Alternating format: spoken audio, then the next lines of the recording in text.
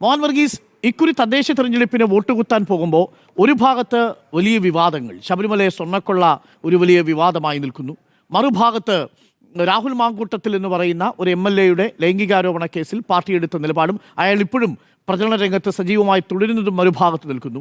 വിവാദങ്ങൾ ഈ തിരഞ്ഞെടുപ്പിനെ ബാധിക്കാൻ സാധ്യതയുണ്ടോ? അതല്ല, പ്രാദേശിക തിരഞ്ഞെടുപ്പാണ്, തദ്ദേശ തിരഞ്ഞെടുപ്പായതുകൊണ്ട് പ്രാദേശിക വിഷയങ്ങളും പ്രാദേശിക സ്ഥാനാർത്ഥിയുടെ വ്യക്തി മികവും ഒക്കെയാണ് തെരഞ്ഞെടുപ്പിൽ പരിഗണിക്കുക എന്നതാണ് പൊതുവേ നിരീക്ഷകർ പറയുന്നത്. പക്ഷേ അപ്പോഴും സർക്കാരിൻ്റെ ജനക്ഷേമ പദ്ധതികൾ, പെൻഷൻ അടക്കമുള്ള വിഷയങ്ങൾ ഒരു ഭാഗത്ത് നിൽക്കുന്നു, വിവാദങ്ങൾ മറുഭാഗത്ത് നിൽക്കുന്നു, ഒപ്പം ഈ തദ്ദേശ സ്ഥാപനങ്ങളിലെ പ്രാദേശിക വിഷയങ്ങൾ നിൽക്കുന്നു. പൊതുവെ ഒരു വികസന അന്തരീക്ഷമുണ്ടെന്ന് സർക്കാർ പറയുന്നു, ഭരണവിരുദ്ധ വികാരമുണ്ടെന്ന് പ്രതിപക്ഷം പറയുന്നു. എന്തായിരിക്കും ഈ തെരഞ്ഞെടുപ്പിൽ പ്രധാനമായിട്ടും നിർണ്ണയിക്കപ്പെടാൻ പോകുന്നത്? അങ്ങനെ ഒരു പൊതു വിഷയം ഈ തെരഞ്ഞെടുപ്പിനെ നിർണ്ണയിക്കാൻ സാധ്യതയുണ്ടോ? അതല്ല, വികേന്ദ്രീകൃതമായിട്ടായിരിക്കുമോ വിധിയെഴുത്ത് നടക്കുക? മോഹൻ വർഗീസ്. ഡോക്ടർ അരുൺ, വിവാദങ്ങളുടെ ഒരു പെരുമഴക്കാലത്തിന് മധ്യയാണ് ഈ തദ്ദേശ സ്വയംഭരണ തെരഞ്ഞെടുപ്പ് നടക്കുന്നത്. എന്നാൽ വിവാദങ്ങൾ മാത്രമാണോ ഈ വോട്ട് നിശ്ചയിക്കുക, ഫലം നിശ്ചയിക്കുക എന്ന് ചോദിച്ചാൽ വിവാദങ്ങൾ മാത്രമല്ല, ഒരു പോസിറ്റീവ് മാൻഡേറ്റ് കൂടിയുണ്ട്. ഗവൺമെൻറ് ചെയ്യുന്ന കാര്യങ്ങൾ, അതിൽ ജനങ്ങൾക്ക് സ്വീകാര്യമായവ, പെൻഷൻ ഉൾപ്പെടെയുള്ള കാര്യങ്ങളിൽ വരുത്തിയ വർധനക്ഷേമ പെൻഷൻ, അതുപോലെ മറ്റു കാര്യങ്ങൾ. അതുമാത്രമല്ല, തദ്ദേശീയമായ ഇൻകംപൻസി അഡ്വാൻറ്റേജ് എന്നൊരു കാര്യമുണ്ട്. കാരണം ഗവൺമെൻറ് 10 വർഷം ഭരണത്തിലിരുന്ന സംസ്ഥാന ഗവൺമെൻറ് ഏറെക്കാലം തദ്ദേശ സ്ഥാപനങ്ങളിൽ നിയന്ത്രണത്തിലുണ്ടായിരുന്ന കമ്മ്യൂണിസ്റ്റ് പാർട്ടി മാർക്സിസ്റ്റ്. അപ്പം ഇൻകംപൻസി അഡ്വാൻറ്റേജ് പരമാവധി മുതലാക്കാൻ അറിയാവുന്നൊരു പാർട്ടിയാണ് CPM. അങ്ങനെ വരുമ്പോൾ ആ ഇൻകംപൻസി അഡ്വാൻറ്റേജിൽ നിന്നുകൊണ്ട് തന്നെയാണ് ഈ പ്രോസസ്സ് തുടങ്ങിയത്. അതോടൊപ്പം തന്നെ ഈ തദ്ദേശ തെരഞ്ഞെടുപ്പിൻ്റെ കേളികെട്ടുയരുന്നതിന് തൊട്ട് മുൻപുള്ള ഒരു സോഷ്യൽ ബിൽഡപ്പ് ഉണ്ട്. സോഷ്യൽ എഞ്ചിനീയറിങ്ങിൻ്റെ കുറച്ച് റിഫൈൻഡ് ഫോമാണ്.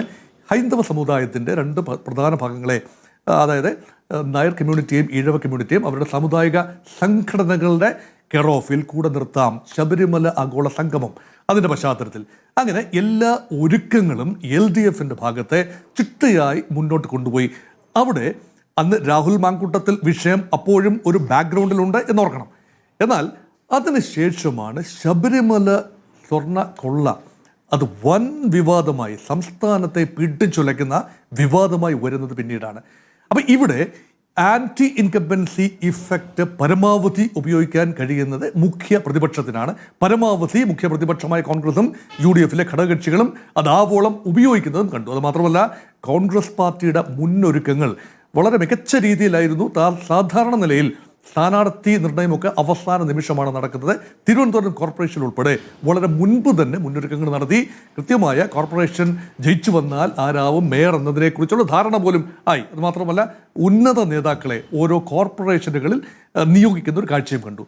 അതുകൊണ്ട് ഇതിനെ ഒരു രാഷ്ട്രീയ പോരാട്ടമായി നിയമസഭാ തെരഞ്ഞെടുപ്പിന് മുൻപുള്ള ഒന്നാം തരം ഒരു സെമിഫൈനലായി, രാഷ്ട്രീയ പോരാട്ടമായി, ഭരണവിരുദ്ധതയെ ദ്യോതിപ്പിക്കുന്ന രീതിയിൽ കൺവേർട്ട് ചെയ്തെടുക്കാൻ UDFിന് ആവുന്നതെല്ലാം തന്നെ ചെയ്തു. കോൺഗ്രസ് പാർട്ടി ആവുന്നതെല്ലാം തന്നെ ചെയ്തു. അങ്ങനെ ഒരു ബലാബലം നിൽക്കുമ്പോഴാണ് ഏറ്റവും ലേറ്റസ്റ്റായി വരുന്ന രാഹുൽ മാങ്കൂട്ടത്തിൽ വിഷയത്തിലെ പുതിയ വെളിപ്പെടുത്തലുകൾ, കഴിഞ്ഞ 24 മണിക്കൂറിനുള്ളിൽ വന്ന ഏറ്റവും ലേറ്റസ്റ്റായ വെളിപ്പെടുത്തലുകൾ. ആ വെളിപ്പെടുത്തലുകൾ എങ്ങനെയാണ് ബുദ്ധിമുട്ടിലാക്കുന്നത്, UDFിനെ എങ്ങനെ പ്രതിരോധത്തിലാക്കും എന്ന് ചോദിച്ചാൽ ഓൾറെഡി ക്യാപിറ്റലൈസ് ചെയ്ത ഒരു വിഷയമാണ് എന്ന് ഓർക്കണം ഡോക്ടർ അരുൺ. ഓൾറെഡി ക്യാപിറ്റലൈസ് ചെയ്തത് വീണ്ടും ക്യാപിറ്റലൈസ് ചെയ്യാൻ എങ്ങനെയാണ് LDFിന് കഴിയുക? രാഹുൽ മാങ്കൂട്ടത്തിൽ ഇഫക്റ്റ് ഏതെങ്കിലും രീതിയിൽ UDFിന് ദോഷകരമായി ബാധിച്ചിട്ടുണ്ടെങ്കിൽ ഓൾറെഡി അത് ബാധിച്ചു. പുതിയതായി വന്ന വെളിപ്പെടുത്തലുകൾ, പുതിയതായി കാര്യങ്ങളൊന്നുമില്ല. അതുകൊണ്ട് തന്നെയാണ് ഇവിടെ കോൺഗ്രസ് പാർട്ടി ചടുലതയോടുകൂടി ധൃതഗതിയിൽ രാഹുൽ മാങ്കൂട്ടത്തിനെതിരെ നടപടിയെടുത്തു, സസ്പെൻഡ് ചെയ്തു എന്നത് കൃത്യമായി പ്രതിപക്ഷ നേതാവ് VD സതീശൻ അഭിമാനിക്കാം. ആദ്യം അദ്ദേഹം ഏറെ പഴി കേട്ടതാണ്, എന്തിനാണ് ഇങ്ങനെ ഒരു കാര്യം ചെയ്തത് എന്നത് ഏറെ പഴി കേട്ടതാണ്. ഇപ്പോൾ ഒരുപക്ഷെ VD സതീശൻ്റെ ആ ചടുലമായ നീക്കം വിൻഡിക്കേറ്റഡ് ആകുന്ന ഒരു കാഴ്ച കണ്ടു. അതേസമയം മറുപക്ഷത്തെ ഇതൊരു ലെവൽ പ്ലേയിങ് ഫീൽഡ് വേണമല്ലോ. ഒരു സസ്പെൻഷനും ഉണ്ടായിട്ടില്ല. ഈ പറയുന്ന 2 പ്രമുഖരായ, ഒന്ന് മുൻ MLA ആണ്, മുൻ ദേവസ്വം ബോർഡ് പ്രസിഡന്റുമാണ്. ഇപ്പം ഈ 2 പേരും ഇപ്പോഴും CPMൽ തുടരുന്നു എന്ന് പറയുമ്പോൾ തീർച്ചയായും അതിൽ CPMൻ്റെ രീതി, എപ്പോഴും CPM വിശദീകരിക്കുന്നത് ഒരേ രീതിയിൽ തന്നെയാണ്. CPMൻ്റെ വ്യത്യസ്തമായ രീതികളുണ്ട്, സംഘടനാ രീതികളുണ്ട്. ശരിയാണ്, അത് നമ്മൾ വേണ്ട ബഹുമാനത്തോടു കൂടി തന്നെ അതിനെ കാണുന്നു. പക്ഷേ അവിടെ ഒരു സസ്പെൻഷൻ, ഡിസ്മിസൽ അല്ല, ഒരു സസ്പെൻഷൻ രാഹുൽ മാങ്കൂട്ടത്തിനെതിരെ കാര്യമായ ഒന്നും തന്നെയില്ല. ആരോപണങ്ങൾ മാത്രമാണുള്ളത്. അറസ്റ്റ് ചെയ്യപ്പെട്ടിട്ടില്ല, ചാർജ് ഷീറ്റ് ചെയ്തിട്ടില്ല, ആരോപണങ്ങൾ മാത്രമാണ്. അതിൽ ചില തെളിവുകൾ, അത് ഓഡിയോ തെളിവുകളാണ് വന്നിട്ടുള്ളത്. പക്ഷേ ആ തെളിവുകളുമായി കമ്പയർ ചെയ്ത് നോക്കുമ്പോൾ LDFിൻ്റെ ഉന്നത നേതാക്കൾക്കെതിരെ, പത്മകുമാർ ഉൾപ്പെടെ, വാസു ഉൾപ്പെടെയുള്ള നേതാക്കൾക്കെതിരെ വന്ന തെളിവുകൾ മാത്രമല്ല, അറസ്റ്റ് ഉൾപ്പെടെ ഉണ്ടായിട്ടും എന്തുകൊണ്ട് പ്രമുഖമായ കമ്മിറ്റികൾ, സംസ്ഥാന കമ്മിറ്റിയിലും ജില്ലാ കമ്മിറ്റിയിലുമൊക്കെ ഈ നേതാക്കൾ തുടരുന്നത് എന്തുകൊണ്ട് എന്നത് വിശദീകരിക്കാൻ പാർട്ടി ഒരുപക്ഷെ ഏറെ ബുദ്ധിമുട്ടാനുള്ള സാധ്യതയുണ്ട്. അതുകൊണ്ട് വിവാദം ശബരിമല വിവാദം തന്നെയായിരിക്കും ഒരുപക്ഷെ രാഹുൽ മാങ്കൂട്ടത്തിൽ വിഷയത്തെക്കാൾ കൂടുതൽ വൈകാരികമായി പാൻ കേരള ഇഫക്റ്റ് ഉണ്ടാക്കുന്നത് ശബരിമല വിവാദം തന്നെയായിരിക്കും. അതുകൊണ്ട് ഒരു രാഷ്ട്രീയ പോരാട്ടമായിട്ട് ഇത് വരുമ്പോൾ നോക്കൂ, കോർപ്പറേഷൻ തെരഞ്ഞെടുപ്പും ജില്ലാ പഞ്ചായത്ത് തെരഞ്ഞെടുപ്പും മാത്രമാണ് പൊളിറ്റിക്കൽ ബേസിസിൽ നടക്കുന്നത്. ബ്ലോക്ക് പഞ്ചായത്തിനെയും ഗ്രാമപഞ്ചായത്തിനെയും തൽക്കാലം മാറ്റി നിർത്തുക. അവിടെ പ്രാദേശിക വികസന വിഷയത്തിനും പ്രാദേശിക ബലാബലങ്ങൾക്കും മാത്രമാണ് അവിടെ പ്രാധാന്യം. ഒരുപക്ഷെ LDFിന് മുൻതൂക്കമുണ്ടാകാൻ സാധ്യതയുണ്ട്. ഭൂരിപക്ഷം ജില്ലകളിലും ഗ്രാമപഞ്ചായത്തുകളിൽ പതിവ് പോലെ തന്നെ 2015-ലും 20-ലും സംഭവിച്ചതുപോലെ മുൻതൂക്കമുണ്ടാകാൻ സാധ്യതയുണ്ട്. അതേസമയം നഗരസഭകൾ, 87 നഗരസഭകൾ അവിടെ കഴിഞ്ഞ പ്രാവശ്യം സമാസമം നിന്നു. 43-41 രീതിയിൽ കഴിഞ്ഞ പ്രാവശ്യം നിന്നത് ഒരുപക്ഷെ ഇപ്രാവശ്യം UDFിന് ലേശം അഡ്വാൻറ്റേജ് ഉണ്ടാക്കാം. നഗരസഭകളിൽ ചിലതെങ്കിലും, ഇപ്പോൾ നിലവിൽ 2 നഗരസഭകൾ മാത്രമാണ്, പാലക്കാടും പന്തളവും മാത്രമാണ് BJPക്ക് ഉള്ളത്. അത് 15-ലേക്ക് ഉയർത്തിക്കൊണ്ടുവരണമെന്നത് BJPയുടെ ആഗ്രഹം. ഏതാനും നഗരസഭകൾ കൂടി ഒരുപക്ഷെ പിടിക്കാൻ കഴിയും. ഏതാനും നഗരസഭകളിൽ ഹോപ്പ്ലെസ്ലി ഹങ് സിറ്റുവേഷൻ, ഒരു കക്ഷിക്കും ഭൂരിപക്ഷമില്ലാത്ത, ഒരു മുന്നണിക്കും ഭൂരിപക്ഷമില്ലാത്ത നിലയിൽ നഗരസഭകൾ മാറാനുള്ള സാധ്യത കാണുന്നുണ്ട്. അതോടൊപ്പം തന്നെ ജില്ലാ പഞ്ചായത്തിൽ കഴിഞ്ഞ പ്രാവശ്യം 14-ൽ 11 ജില്ലാ പഞ്ചായത്തിലും LDFിന് മേൽക്കൈയുണ്ടായി. ഇപ്രാവശ്യം ഏതാനും ജില്ലാ പഞ്ചായത്തുകൾ കൂടി UDFിന് കൈവശം വരാനുള്ള സാധ്യതയുണ്ട്.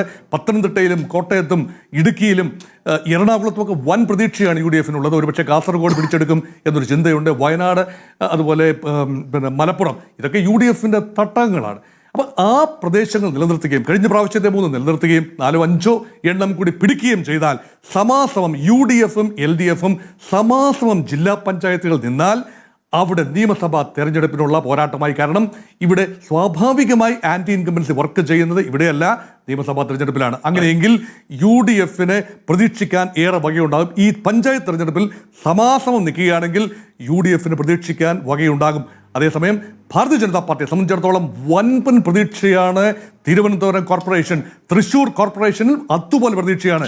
ഉന്നത നേതാവായ രാജീവ് ചന്ദ്രശേഖർ, സംസ്ഥാന പ്രസിഡന്റിനെ തന്നെ തിരുവനന്തപുരത്ത് നിയോഗിച്ചുകൊണ്ടാണ് ഇപ്പോൾ കാര്യങ്ങൾ മുന്നോട്ട് പോകുന്നത്. BJP എല്ലാ ഹോംവർക്കുകളും ചെയ്തുകൊണ്ട് തന്നെയാണ് BJP മുന്നോട്ട് പോകുന്നത്. ആ ഒരു കാര്യം നോക്കുമ്പോൾ ഇവിടെ ഒരു ത്രികോണ മത്സരത്തിൽ ചില ഇടങ്ങളിലെങ്കിലും ശക്തമായ ത്രികോണ മത്സരത്തിന്, കോർപ്പറേഷൻ ഉൾപ്പെടെ ശക്തമായ ത്രികോണ മത്സരത്തിനുള്ള അന്തരീക്ഷം ഉണ്ടായിട്ടുണ്ട്. ആന്റി ഇൻകംബൻസി കൃത്യമായി 2ആയി ചിതറുകയാണെങ്കിൽ തീർച്ചയായും LDFിന് ഒരു ഫേസ് സേവിങ് സാധിക്കും. ആന്റി ഇൻകംബൻസി പൂർണ്ണമായി UDFിലേക്ക്, ഭരണവിരുദ്ധ വികാരം UDFിലേക്ക്, വിവാദങ്ങൾ ആളിക്കെത്തിക്കുന്നത് BJPയേക്കാൾ മെച്ചമായി UDF ആണ് ചെയ്യുന്നതെങ്കിൽ UDF will have the last laugh. ആ രീതിയിലുള്ള ക്രമീകരണമാണ് ഇപ്പോൾ നടന്നുകൊണ്ടിരിക്കുന്നത്. അതുകൊണ്ട് ഒന്നാം തരം ഡ്രസ് റിഹേഴ്സൽ തന്നെയാണ് നടക്കുന്നത് നിയമസഭാ തെരഞ്ഞെടുപ്പിന് മുൻപുള്ള. അരുൺകുമാർ.